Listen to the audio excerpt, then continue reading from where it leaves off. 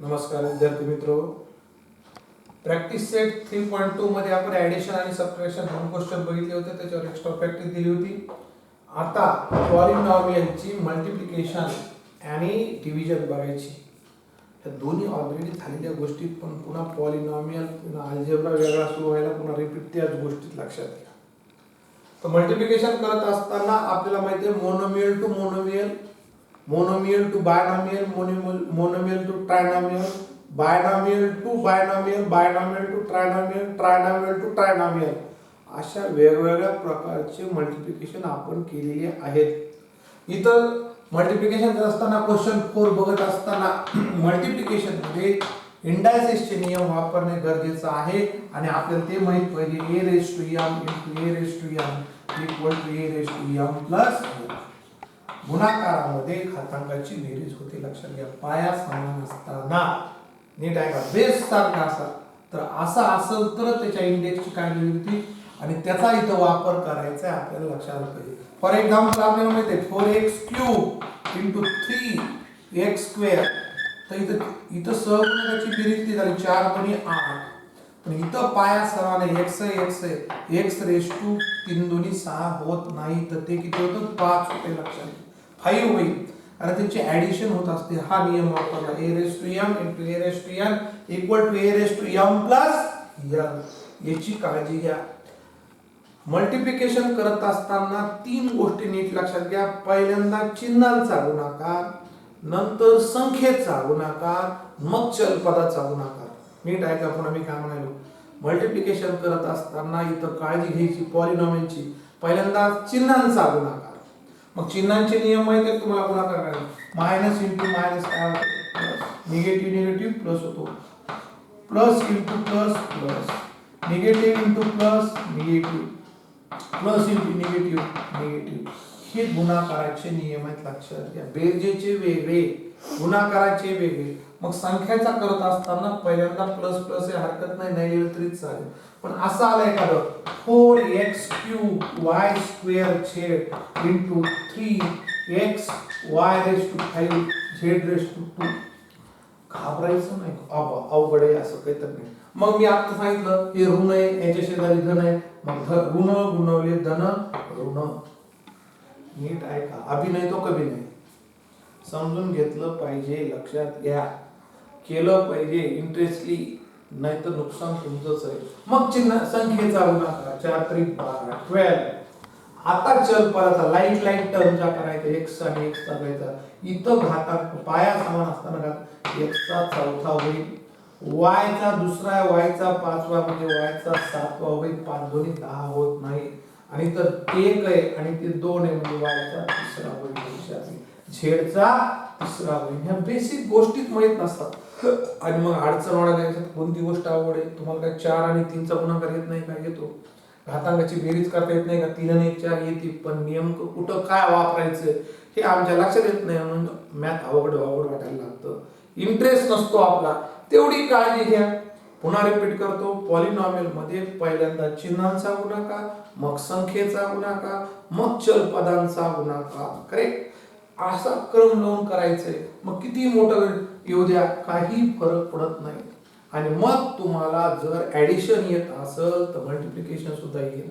ज्याला सबट्रॅक्शन येतंय त्याला डिव्हिजन सुद्धा येईल, कारण की गुणाकारामध्ये बेरजेचा वापर आहे आणि भागाकारामध्ये वजाबाकीचा वापर आहे. म्हणून एक गोष्ट नाही आली की दुसरी येणार नाही.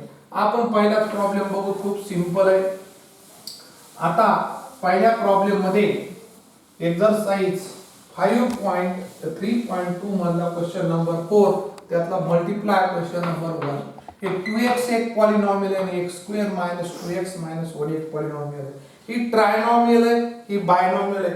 शक्यतो मोनोमियल आहे. मोनोमियलनी याला उडायचं. आपण इथंच करतो. उदाहरणार्थ आता दिलं तुम्हाला एक संख्या 1812 आणि दुसरी संख्या 2 नी, तर आपण n याला म्हणत नाही, शक्यतो 2 नी गुणतो. तीच आहे, लहान्याने मोठ्याला गुणतो. शक्यतो असं काही नियम नाही की लहान मोठ्याने लहान कोणी कोणाला गुणलं तरी चालतंय. तुम्ही म्हणले आम्हाला असं म्हणायचं 82 गुणवले 1814 जमतंय, पण शक्यतो आपल्याकडे पद्धत आहे 1814 गुणवले 82 मोठ्याने लहानला गुणण्याची एक पद्धत आहे, सोपं जाते म्हणून आपण तसं करतो. पण गुणलं तर चूक आहे का? अजिबात नाही. म्हणून इथं मल्टिप्लाय करत असताना इथं सुद्धा दोन पद्धती करेक्ट, दोन्ही पद्धती आपण बघू की उभी पद्धत आणि आडवी पद्धत. शक्यतो आपण आडवी काय x² - 2x - 1 इंटू 2x आणि मग तुम्ही डायरेक्ट केलं तरी चालतंय. काळजी घ्यायची, गुणाकार सुरू झालाय. बे 2x⁻³ होईल, 2 ने 3 ऋण धन ऋण पटकन माहित पाहिजे -4x². इथे 1 आणि 1 2 होईल आणि इथं धन ऋण ऋण 2x लक्षात घ्या. करेक्ट. आणि त्याला तुम्ही असं केलं तरी चालते. दुसरी पद्धत उभी x² - 2x - 1 इंटू 2x असंही चालतंय. कुणी पूर्ण एक सुरू केलं तर काही फरक पडत नाही. इथं किती होईल मग 2x³ - 4x² - 2x. नीट लक्षात घ्या, तेच आहे उभी. याच्यात कोणती केली फार पडत नाही. पण आता दुसरी बघू, बायनॉमियलने ट्रायनॉमियलला मल्टिप्लाय करायचे ते आपण बघून घेऊ म्हणजे तुम्हाला अजून कळेल. बायनॉमियलने ट्रायनॉमियलला मल्टिप्लाय करायचंय. दोन्ही पद्धती घेऊ. दुसऱ्या प्रॉब्लेम मध्ये मी करतो. आता काय पहिले प्रॉब्लेम x³ मोठी अगोदर plus 2x² plus 2 into x⁵ - 1. Okay, हाच प्रॉब्लेम आहे का बघा. x³ plus 2x² plus 2 x⁵ - 1.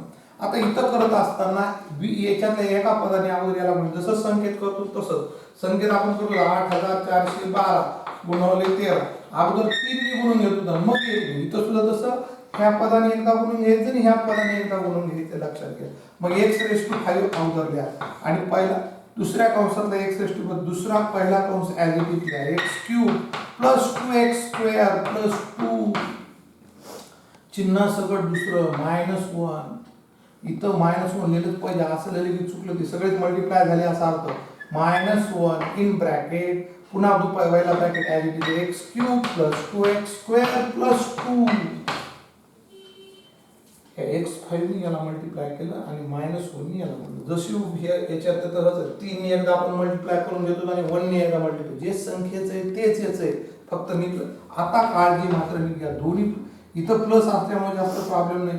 इथं पाया समान आहे, घातांकाची किती होईल x⁸ होईल. 5 तरी 15 होणार नाही. प्लस 2x⁻7 प्लस 2x�5 लक्षात घ्या. कारण इथं 2 येतं डायरेक्ट इथं नाही म्हणजे डायरेक्ट 5 होणार आहे लक्षात घ्या. त्याचे ॲडिशन करायचं 5 गुणिले 0 0 होईल. काही लॉजिक लावू नका. 5 अधिक 0 इथं लक्षात घ्या 2 गुणवले x चा 0 वाचतो. इथं एक शेजारी पुण्य म्हणजे x चा 0 आणि 1 गुणवले x चा 5 मग ॲडिशन होईल 0 प्लस 5 म्हणजे x चा किती होईल 5 होईल. नियम ते लक्षात घ्या. आता इथं काय घ्यायचे ऋण ने म्हणल्यानं ऋण 1 ने म्हणलं तेच येईल, फक्त साइन बदललं. -x³ -2x² -2. आता तेच जे माग केलं होतं सारख्या चिन्हांची बेरीज व तेच चिन्ह इथं गुणाकाराचे नियम वापरायचे, इथे ॲडिशनचे नियम वापरायचे. याचे त्याला नाही, कुठे ऋण ऋण दिसले की धन. इथं तसं नाही. आता सगळ्यात मोठा घातांक कोणता आहे बघा x⁸ ॲज इट इज किंवा माझ्या मते उत्तर असंच येतं. याच्यात काही बदल करण्यासारखं नाही, कोणाचं ॲडिशन होणार नाही. ॲज इट इज उत्तर येईल x⁸ प्लस 2x⁻². उतारता क्रम 8 7 5 3 2 आणि पुढचं टर्म येणार लक्षात घ्या. ओके, याची डिग्री किती असेल 8. तर तिसरं बघू अजून एक आपण असंच मल्टिप्लिकेशनवर तिसरं बघू म्हणजे तुमच्या अजून लक्षात येईल. ते झालेलं ऑलरेडी लक्षात घ्या. तिसरं काय की y² मी डायरेक्ट लिहितो y² -2y³ plus 3y. y² -2y³ नंतर घेतले प्लस 3y आणि दुसरी पॉलिनॉमियल आहे 2y प्लस 1. तुम्ही घेताना उतारच्या क्रमाने घेतली तरी चालते. तुम्ही असं घेतलं तरी चूक नाही. -2y³ plus y² plus 3y असं घेतलं तरी हरकत नाही किंवा तसं ठेवलं तरी काही हरकत नाही. मग आपण पद्धत सोडायची. पहिलं पद 2y ने मल्टिप्लाय करा y² -2y³ plus 3y plus 1 into y² -2y³ plus 3y. Okay, आणि मग आता याला मल्टिप्लाय करा 2y³ minus 4y raised to 4 plus 6y square plus y square minus 2y cube plus 3y. Okay. आणि मग आता अजून नीट अरेंज करा उतरत्या घातांकाप्रमाणे मायनस 4y raised to 4 हे 2y cube आणि हे मायनस 2y cube काय होतील कटतील. लक्षात घ्या भिन्न चिन्हांची वजाबाकी. 6 हे 6y स्क्वेअर आणि y स्क्वेअर किती होतील 7y square plus 3y plus 3y एवढं उत्तर असेल प्लस 3y. ओके.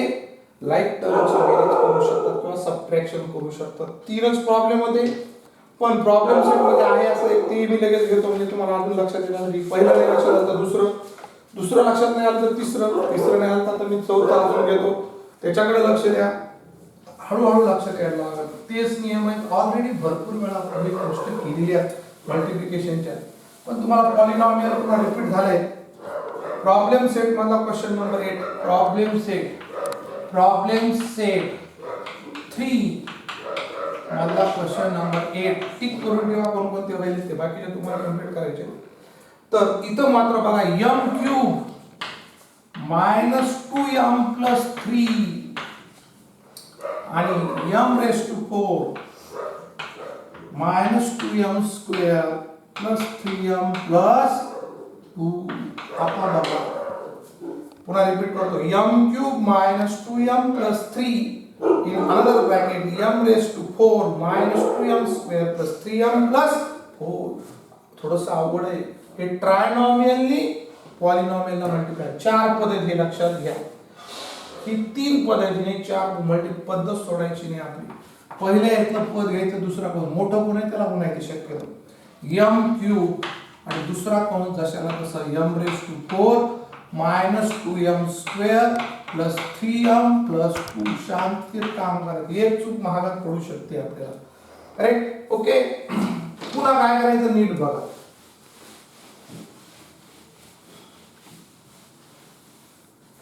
ह्या -2m नी पुन्हा कंसाला दुसरा कंस काय देते त्याच्यातलं दुसरं पद गुणवले दुसरा कंस पहिले पद गुणवले दुसरा कंस दुसरे पद गुणवले दुसरा कंस तिसरे पद गुणवले दुसरा कंस.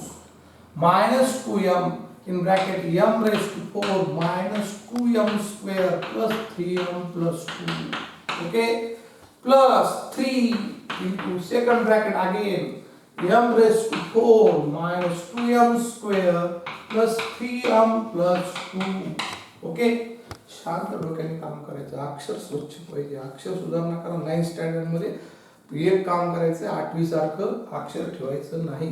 अक्षर सुधारणा करायचं.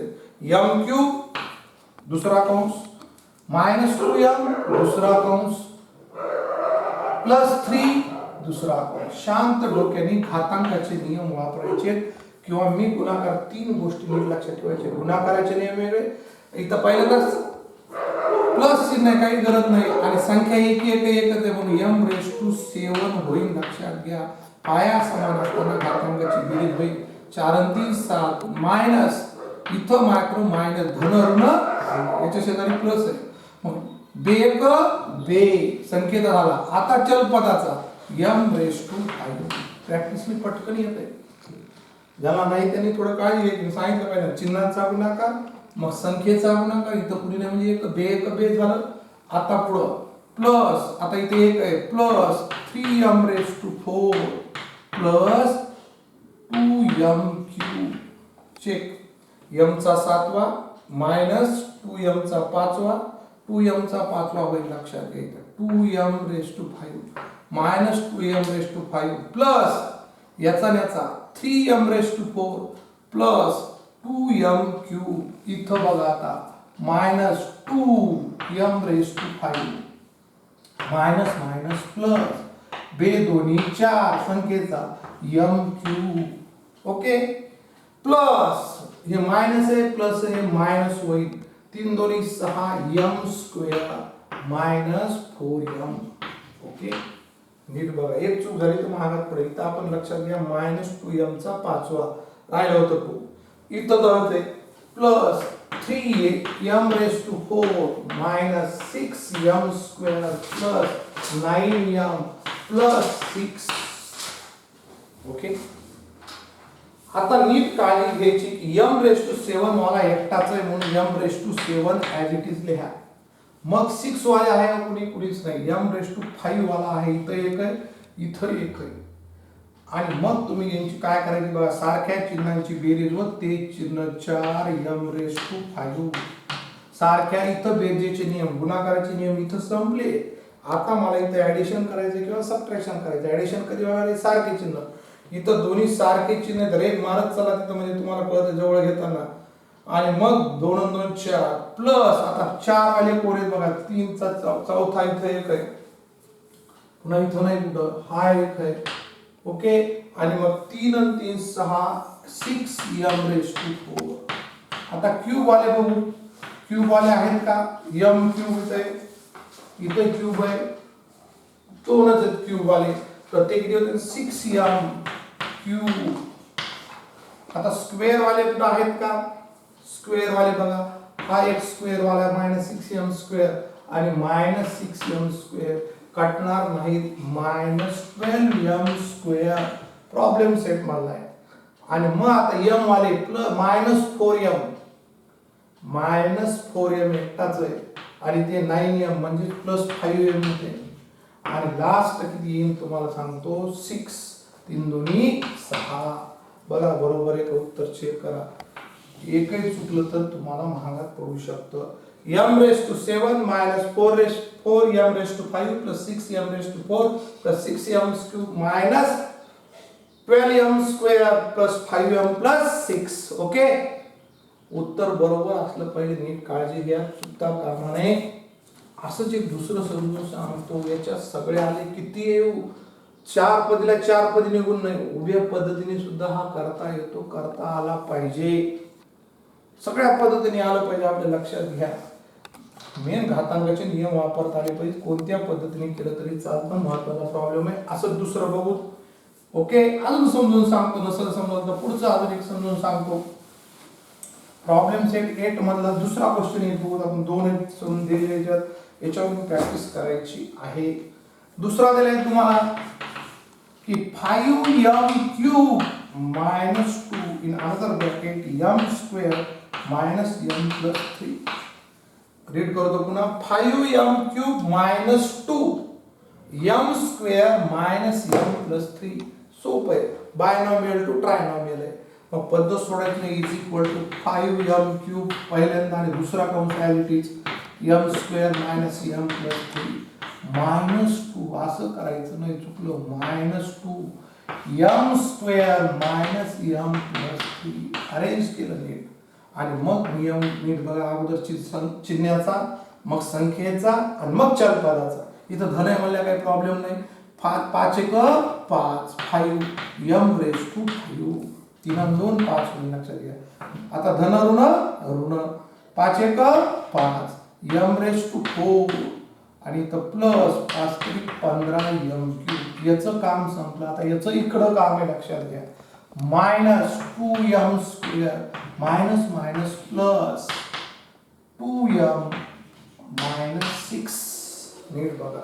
ओके, एकही चुकता कामा नाही. आणि मग तुम्ही लिहू शकता 5m⁵ -5m⁴ प्लस ऑलरेडी उतरत्या घातांक आहे 5 4 3 2 1 0. पुन्हा लिहायची काही आवश्यकता नाही. हेच तुमचं आन्सर असं. बायनॉमियल टू बायनॉमियल तुम्ही कितीतरी सोडले, लक्षात घ्या. म्हणून आपल्याला सोडविता आले पाहिजे, काळजी घ्या. अशा पद्धतीला मी भरपूर तुम्हाला होमवर्कला प्रॉब्लेम देणार आहे, तुम्ही ते करायचे. ओके, आता आपण डिव्हिजन, ऑलरेडी डिव्हिजन 8 स्टँडर्डला तेच घेतलेले प्रॉब्लेम आहेत. आणि 8 स्टँडर्डला आठवत असेल तुम्हाला, 9 स्टँडर्डचे हेच घेतले होते एक्स्ट्रा प्रॅक्टिस मध्ये. तर आता आपण दुसरा भाग बघू. क्वेश्चन नंबर किती, क्वेश्चन नंबर 5, डिवाइड. आता भागाकार बघूत आपण. आणि ऑलरेडी तो 8 स्टँडर्डला झालेला आहे. Divide the polynomial by second polynomial, first polynomial by second, and write the answer in the form dividend equal to divisor into quotient plus remainder. भाज्य बरोबर भाज्य गुणिले भागाकार अधिक बाकी. डिवाइड करा क्वेश्चन नंबर 5.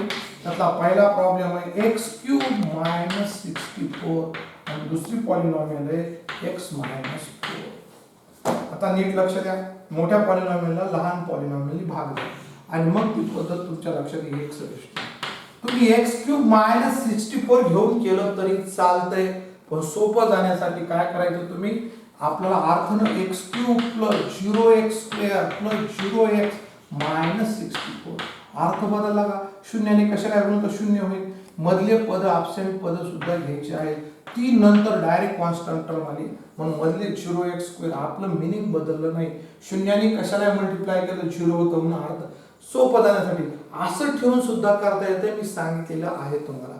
ओके, आणि मग आम्हाला आपल्याला पद्धत माहित आहे, मी सांगितलं होतं की याला पहिल्या पदाला एडी भागायचं की भाग बसेल एक्स स्क्वेअरचा, एक्स क्यूबला एक्स नी भाग तर भागाकाराचे नियम वापरायचे लक्षात घ्या, एक्स क्यूब अपॉन एक्स म्हणजे एक्स स्क्वेअर होईल. आपल्याला माहिती आहे एचा यम भागिले एचा यम और एचा यम मायनस यम, इथं वापर केला मी, इथं एक आहे इथं 3 आहे म्हणजे किती होईल ते 2 होईल लक्षात घ्या, किंवा काटाकाटी केली तरी चालते. आणि मग ह्या मोनोमियलने बायनोमियलला मल्टिप्लाय करायचं, इथं भागाकाराचं वापरलं इथं गुणाकाराचं, एक्स क्यूब आणि minus 4x square like term, आणि मग खाली वजाबाकी करत असताना आपण शिकलो खाली इथं प्लस चिन्ह आहे, इथं तिथं असं असं असं करायचं नाही, जागा स्वच्छ खाली जागा सोडायचं, मायनस याची प्लसच्या ऐवजी मायनस करा, इथं साइन मायनसच्या ऐवजी काय करा प्लस करा.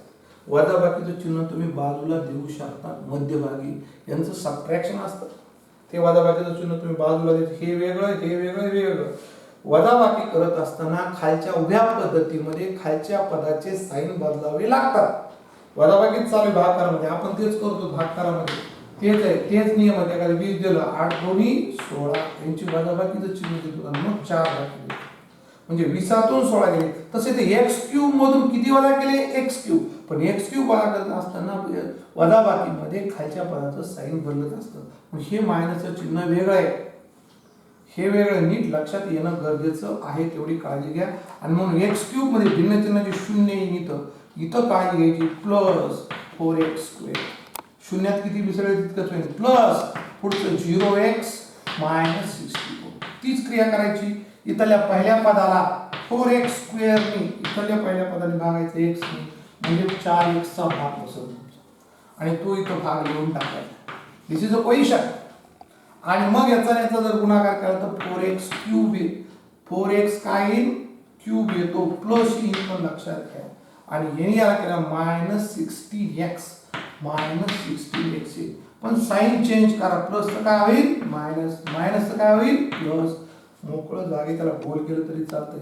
मग 4x हे साइन आता राहिलं नाही, त्याचा विचार करायचा नाही, याचं साइन जागा नाही म्हणून खाली गेले, तिथं नाही करायचं, त्याला बदलायचं नाही, याचं जागा नाही म्हणून खाली, याचं साइन हे झालं याचं साइन हे झालं आणि मग हे 0 होतं, भिन्न चिन्हांची वजाबाकी प्लस 4x स्क्वेअर खाली 4x square x cube plus 4x square, इथं मग भाग चूक लागला, 4x स्क्वेअर नाही 4x चा भाग बसन, बरोबर आहे, 4x स्क्वेअर होईल करेक्ट, आणि मग 0 होईल आणि 4x into minus 4 16x okay plus 16x minus 64.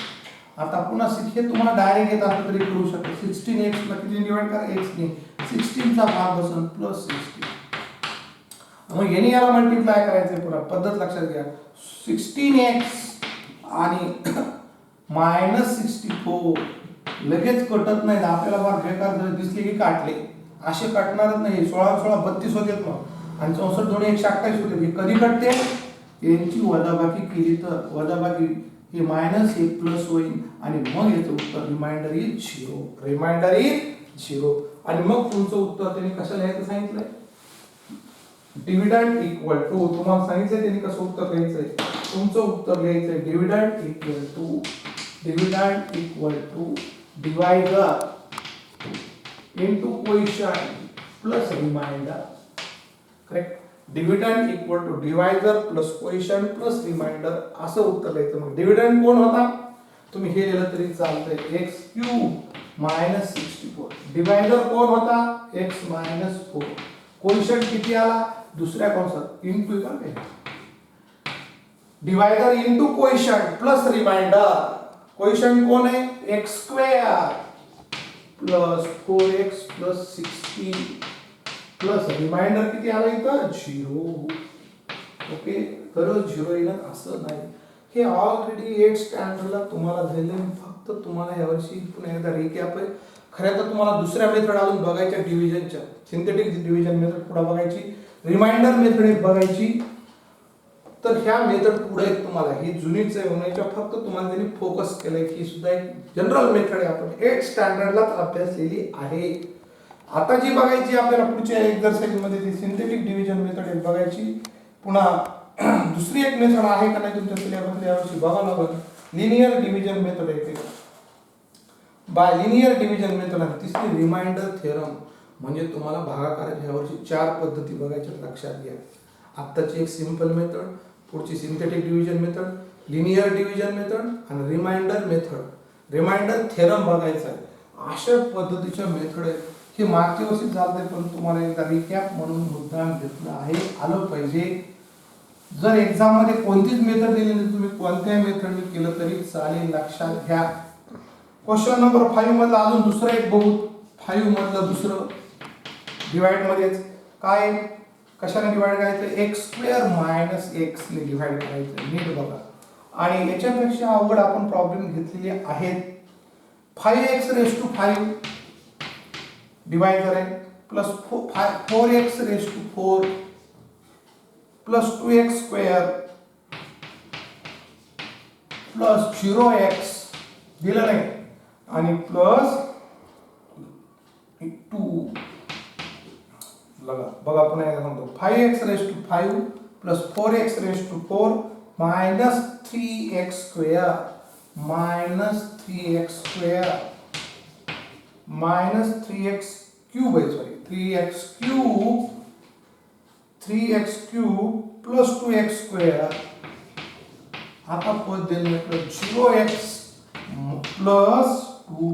आता okay 5x raise to 5 plus 4x raise to 4 minus 3x cube plus 2x square.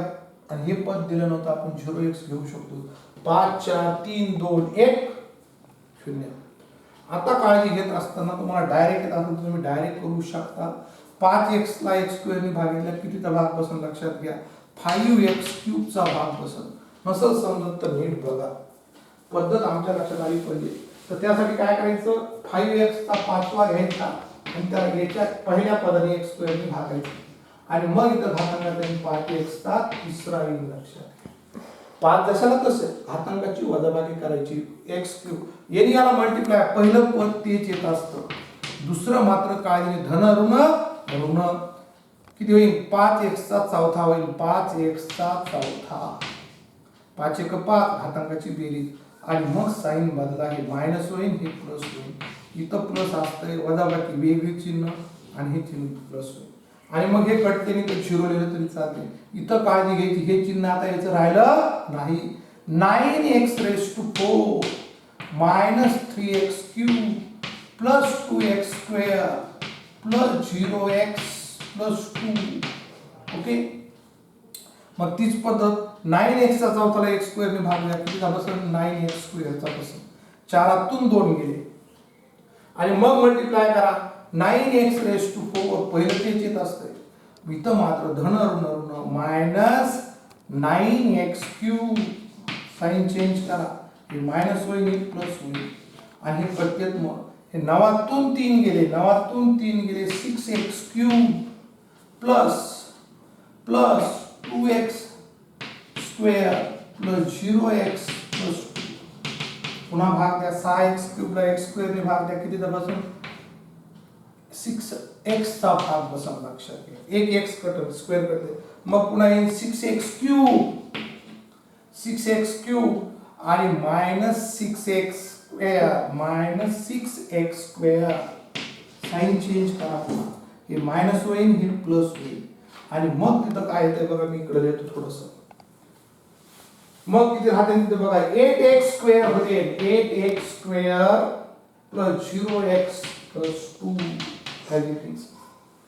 8x square 6 आणि 2 8 होते. पुन्हा काय केलं बघा, मी सांगतो 6x चा भाग बसला, 6x क्यूब x स्क्वेअर मी भागितलं तर 6x cube minus 6x square, आणि मग त्याचे साइन बदलले तर काय होईल, हे कटतील आणि ते 0 येईल, आणि मग राहील कोण 8x स्क्वेअर, हे 0 होईल, आणि 8x square plus x.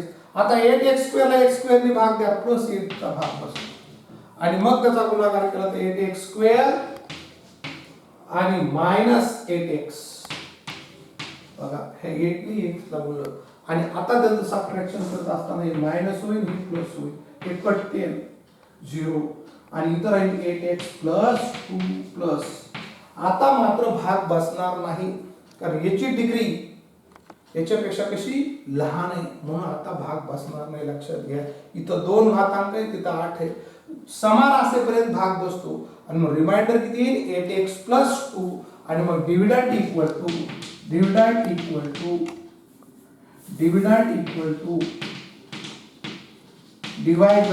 Divider into coefficient plus reminder. Dividend कोण आहे 5x चा 5वा plus 4x raise to 4 minus 3x cube plus 2x square plus 2. Divider कोण आहे x square minus x. Coefficient कोण आहे दुसऱ्या कंसात लिहा 5x cube plus 9x square plus 6x plus 8, आणि रिमाइंडर इज अनदर ब्रॅकेट लिहू शकतात 8x प्लस 2. दोनच प्रॉब्लेम आहेत, प्रॉब्लेम सेट मध्ये नाहीत असे, कारण मी सांगितलं ही तुमची मागच्या वर्षी आता नवीन आपल्याला बघायच्या, त्यावेळेस ती मेथड फार महत्त्वाची, सिंथेटिक डिव्हिजन मेथड. ही ऑलरेडी तुम्हाला एक स्टँडर्डला झालेली, खूप प्रॅक्टिस केलेली आपण याच्यावर कंटाळीपर्यंत, तरी पण सांगितली. एक लास्टचा प्रॉब्लेम आहे, तोही बघू, स्टार केलेला आहे तुम्हाला, थोडा वर्ड प्रॉब्लेम आहे, आणि आपण तो घेऊन टाकू. ओके, मी तो रीड करतो आणि मग तो सॉल्व करायला हरकत नाही, आपल्याला तो आला पाहिजे लक्षात घ्या.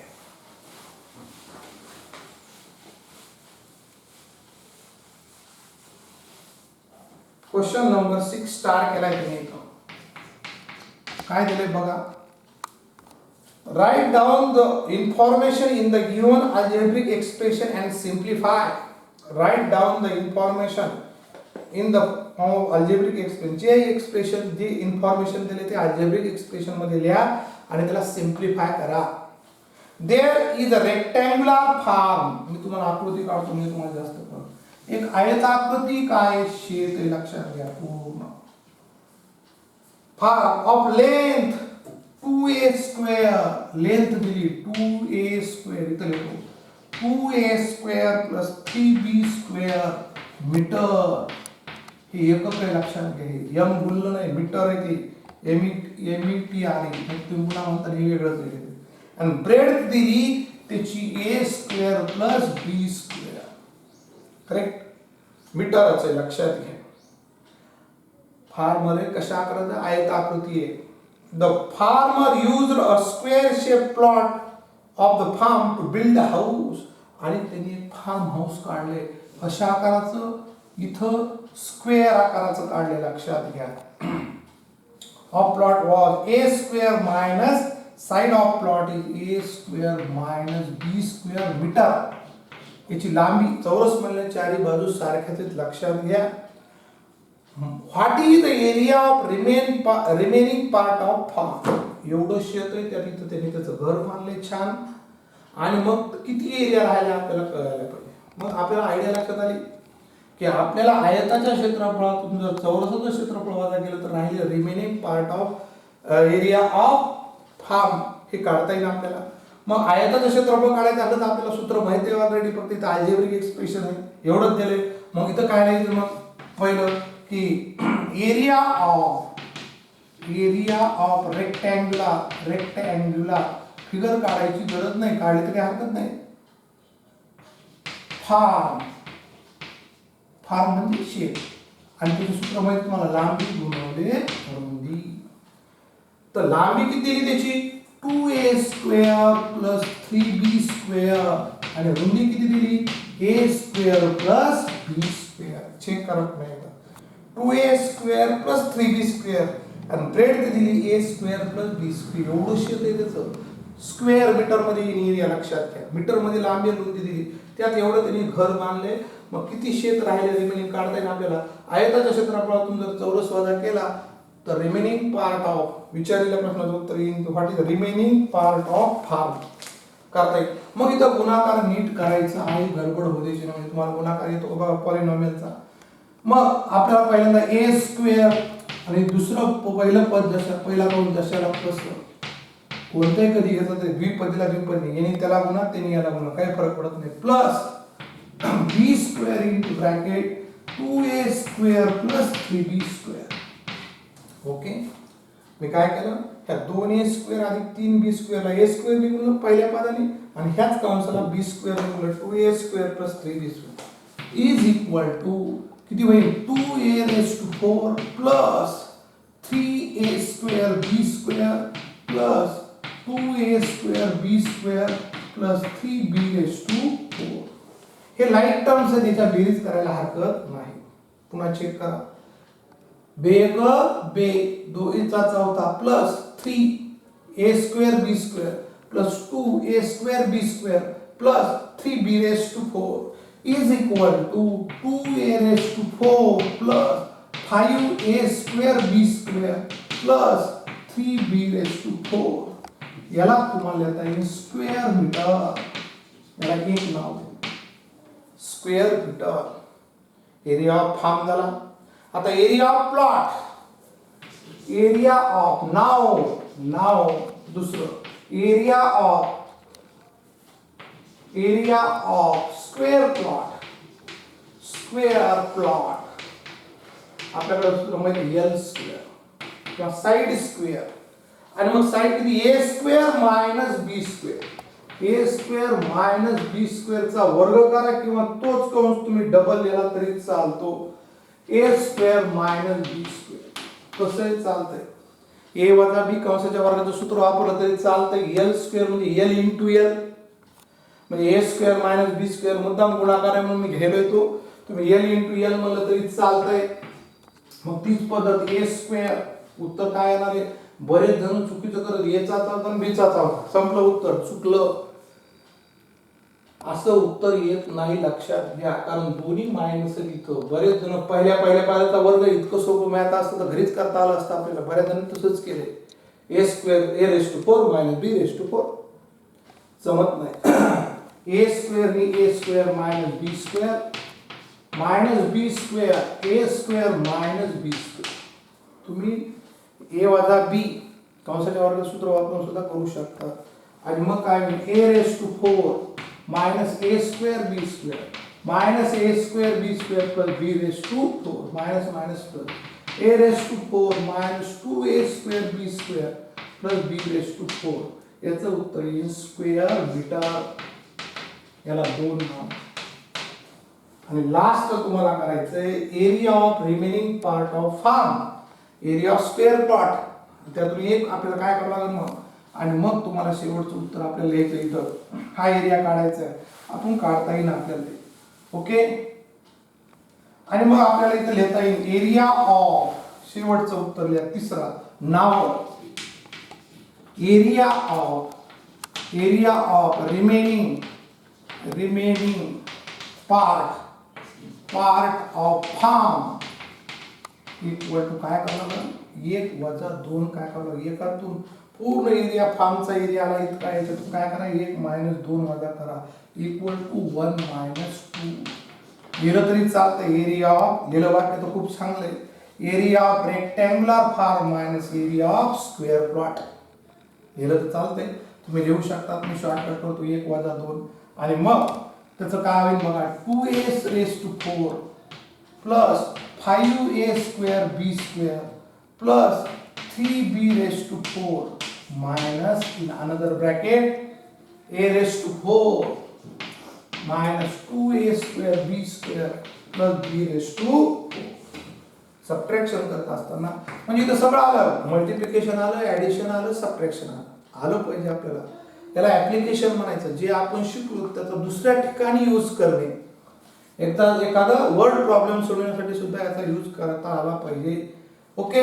आणि मग 2a⁴ plus 5a² b² plus 3b⁴ minus a⁴ sign change करा plus minus minus plus 2a² b² minus b⁴. आणि मग तुम्हाला याचा आन्सर नीट बघा. अगोदर काय लिहावं लागेल, 2a⁴ किती आहे 4 म्हणून a⁴ करा, a⁴ उत्तर येईल. 5a² b² plus 2a² b² तर किती येईल ते 7a² b² येईल. आणि 3b³ 4 आणि b³ 4 मध्ये गेलं तर ते येईल 2b⁴. एरिया ऑफ आन्सर लिहून टाका. Area of remaining part of farm equal to आणि उत्तर लिहित चला स्क्वेअर मीटर. ओके, करेक्ट आहे. नीट लक्ष द्या. हे उत्तर तुमचं आलं पाहिजे याची काळजी घ्यायची. तुम्ही छोटी चूक महागात पडू शकते, त्या दृष्टीने तुम्ही ती काळजी घेऊ शकता. प्रॅक्टिस सेट 3.1 मधलं 3 मधलं a⁴ plus 7a² b² plus 2b⁴ square metre. इथं तुमचं ऍडिशन, सबट्रॅक्शन, मल्टिप्लिकेशन आणि डिव्हिजन आपल्याला पुढच्या पद्धतीने खूप बघायचे. नंतर ते बघू, आपण ते करूयात. ओके. याच्यानंतर तुम्हाला डिव्हिजनचे दुसरा प्रकार सिंथेटिक डिव्हिजन मेथड बघणार आहे मी, आणि लिनियर डिव्हिजन मेथड पुढच्या पिरियडमध्ये बघू. Okay, thank you.